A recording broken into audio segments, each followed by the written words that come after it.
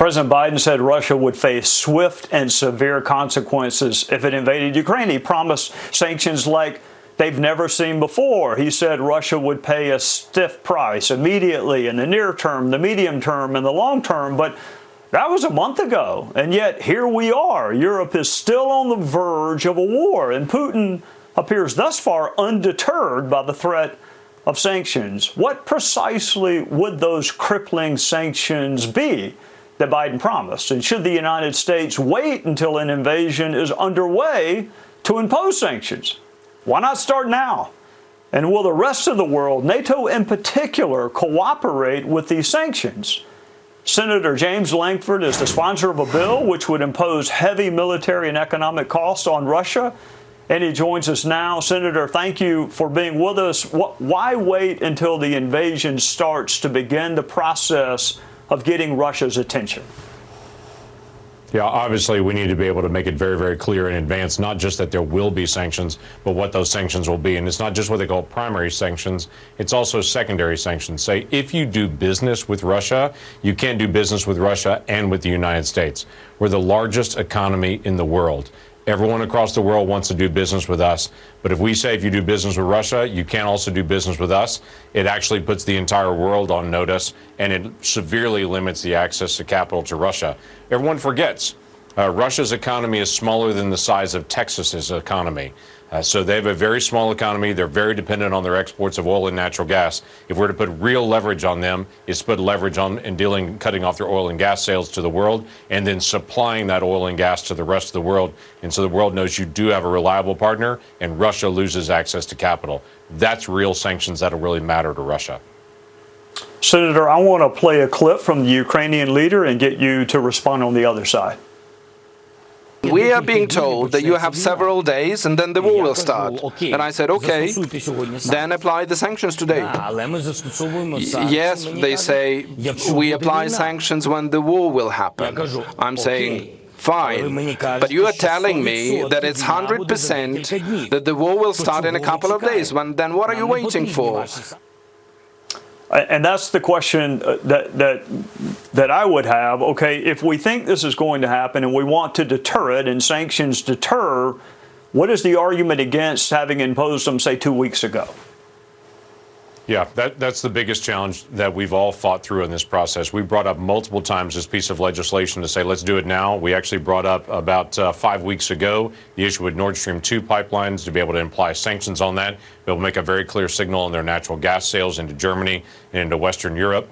All these things should have already been done in place. It is so much easier to prevent a war from starting than it is to stop a war once it's already started. This is not about inserting ourselves into the conflict between Ukraine and Russia. This is about trying to prevent a war in Europe. We've all seen that movie before. It is dramatic in the effects. So we should be, as the United States, leaning forward to be able to say, this is what we're going to do, this is how we're going to do it. Let's apply it now and understand if you cross 1 inch into Ukraine, here's all the consequences that are coming. But now it's vague to Putin, and we shouldn't ever be vague. We should be clear with him what's actually coming. What has been the impediment? What has stopped either Congress or the White House from doing it or creating that list of primary and secondary sanctions that you made reference to? So the White House has actually been pushing hard against putting any kind of sanctions issue out, saying if we put out any kind of sanctions word now, then that will encourage Russia to actually attack. I think that's absurd to think that Russia would attack because the House and the Senate actually applied sanctions to Russia if they attack. That's not provocative. That's a clear message back to them. But the White House has been actively working behind the scenes saying they don't want to pass anything that's a strong sanction until we actually get into an attack that's actually occurred. I go back to my previous statement. It's much easier to be able to prevent a war from starting than it is to try to stop it once it's actually begun. And Putin's been very, very clear. He showed that in 2014 when he rolled into Crimea, 2014 when he rolled into the Donbass, 2008 when he rolled into the country of Georgia. He's very clear what he wants to take, he'll just go take.